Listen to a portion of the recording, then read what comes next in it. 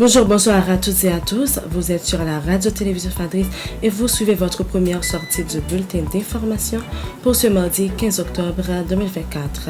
131 gouttes 28 pour $1 américain, c'est le taux de référence calculé par la BRH pour ce mardi 15 octobre 2024. Une femme a été abattue hier après-midi lors d'une distribution de kits sanitaires au site de déplacés internes installé au lycée Marie-Jeanne à Port-au-Prince. Les témoins accusent un civil armé présenté comme un policier d'avoir tiré sur la victime. Lors de la 220e session du Conseil exécutif de l'UNESCO hier à Paris, Madame Dominique Dupuis, la ministre des Affaires étrangères, a lancé un appel urgent à la communauté internationale pour qu'elle réagisse face à la crise humanitaire et sécuritaire en Haïti.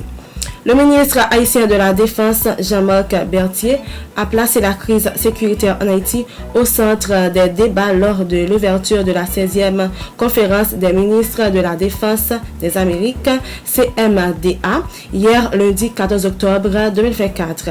Dans son discours, il a mis en lumière les défis pressants auxquels le pays fait face, notamment la montée de la violence.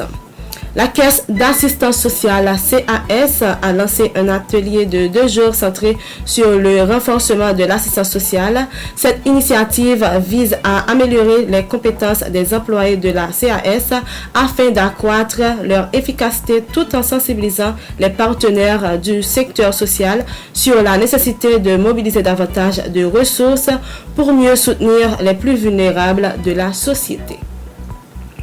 Moins de 24 heures après une trêve, les employés de la DGI annoncent une reprise de la grève à partir hier 14 octobre 2024 jusqu'à nouvel ordre. Cette décision survient après la réintégration du directeur général Jean-Emmanuel Casséus, alors que les grévistes réclament toujours son départ.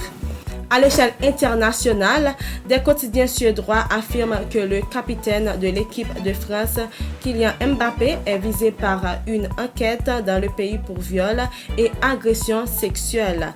Après son passage la semaine dernière à Stockholm, le footballeur qui se dit victime d'une fake news fait le lien entre ces articles et l'audience programmée mardi devant une commission de la Ligue de football professionnel dans le cadre du litige financier qui l'oppose à son ancien club du PSG.